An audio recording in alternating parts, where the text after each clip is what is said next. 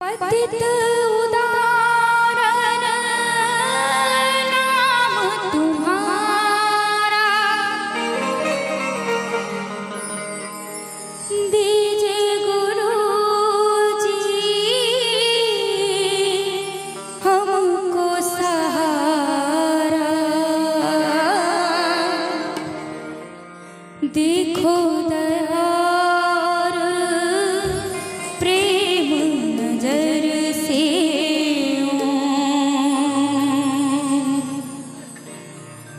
गुरुजी दरस बिना जिया मोरा तरसे। गुरुजी दरस बिना जिया मोरा तरसे। गुरुजी मोरे नैनन से जल बरसे।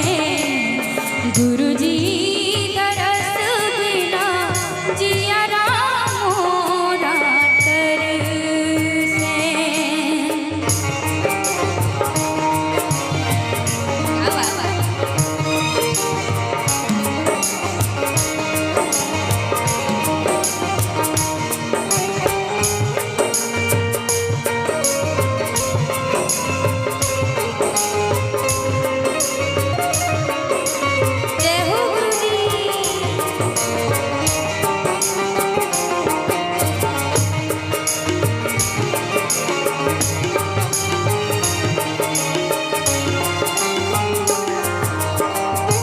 ये भजन मेरा बहुत ही पसंदीदा भजन है, इसलिए मीठी मीठी तालियों के साथ और क्या कहना है। मैं पापन अब उनकी दासी, कैसे करे प्रभु निज की बासी।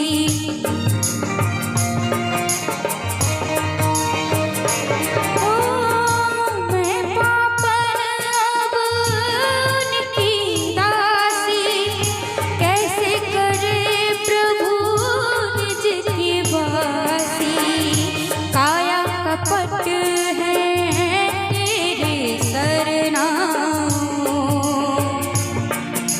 गुरुजी दरस बिना जिया मोरा तरसे। गुरुजी मोरे नैनन से जल बरसे।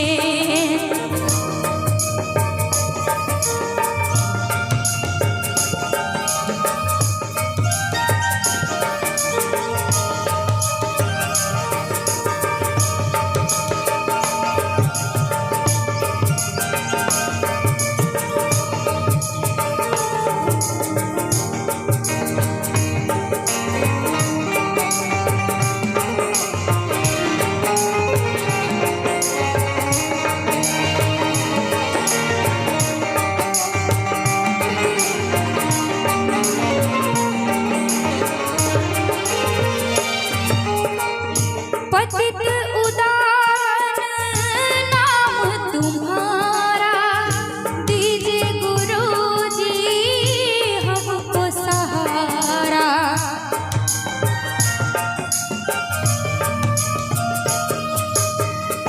पतित उदाहरण नाम तुम्हारा, दीजे गुरुजी हमको सहारा। देखो दयार प्रेम नजर से गुरुजी दरस बिना जिया मोरा तरसे।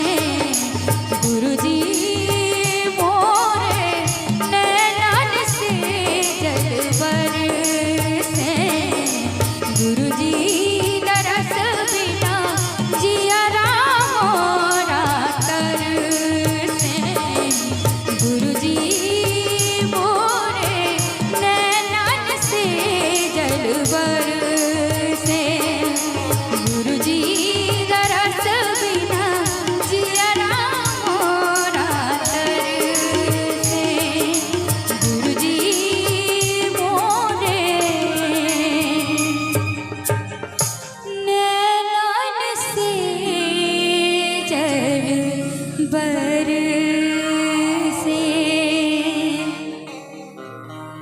आइए छोटे गुरुजी आए हैं।